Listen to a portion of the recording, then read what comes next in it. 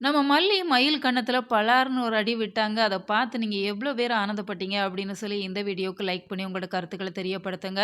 மல்லியும் எவ்ளோ தான் பொறுமையா இருப்பாங்க. மயில் பேசுறது சுத்தமா சரியில்ல. எதிர்த்து எதிர்த்து பேசிட்டு இருக்கிறாங்க. நாகுவ தான் கம்ப்ளைண்ட் பண்ணிட்டே இருக்கிறாங்க.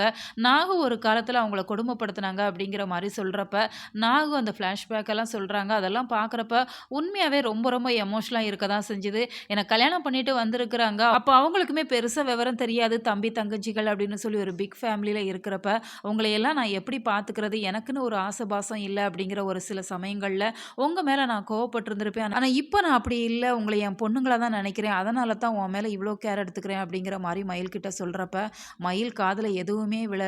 எனக்கு 19 வயசு ஆகுது. யார் கூட பேசணும்? யார் கூட பேசக்கூடாது? அப்படிங்கிறதெல்லாம் எனக்கு தெரியும் அப்படிங்கிற மாரி ரொம்பவே அடாவடித்தனமா பேசுறாங்க அப்படிங்கிறதால, மல்லிக்கு ரொம்பவே கோவம் வந்துருது. அதனால மயில் கன்னத்துல பலார்ன்னு ஒரு அற விடுறாங்க. அதனால மயில் ரொம்பவே ஷாக் ஆகுறாங்க. கொஞ்சம் திருந்துவாங்க அப்படின்னு சொல்லி பார்த்தா, அவங்க திருந்துறதுக்கு வாய்ப்பே இல்ல. திரும்பவுமே அவங்க கோவப்பட்டுட்டு தான் போறாங்க. இந்த சூழ்நிலையில நாகுமே ரொம்பவே எதார்த்தமா நடந்துக்கிறாங்க. பரவாயில்ல நம்ம வீட்டு பொண்ணு தானே, போக போக சரியாயிருவா அப்படிங்கிற மாரி மல்லிகிட்ட சொல்றாங்க.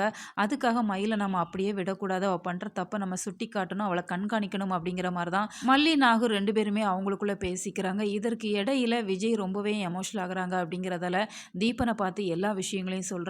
அது மட்டும் இல்லாம இந்த டைம் பீரியட நம்ம நிச்சயமா யூஸ் பண்ணிக்கணும். தீபிகா இல்லாத இந்த சமயத்துல இந்த சுடரோட கேஸ்ல என்ன நடந்தது அப்படிங்கிற விஷயத்த நீங்க நிச்சயமா கண்டுபிடிச்சு என்னையும் மல்லியும் விடுவிக்கணும் அப்படிங்கிற மாரி தீபன் கிட்ட சொல்லியிருக்கிறாங்க. தீபனுமே அவங்களுக்கு நம்பிக்கை வாக்குறுதி குடுத்திருக்கிறாங்க. ஸோ வெயிட் பண்ணி பார்க்கலாம். உங்களோட கருத்துக்கள கமெண்ட்ல தெரியப்படுத்துங்க. மேலும் இது போன்ற வீடியோக்களுக்கு நம்ம சேனல சப்ஸ்கிரைப் பண்ணுங்க.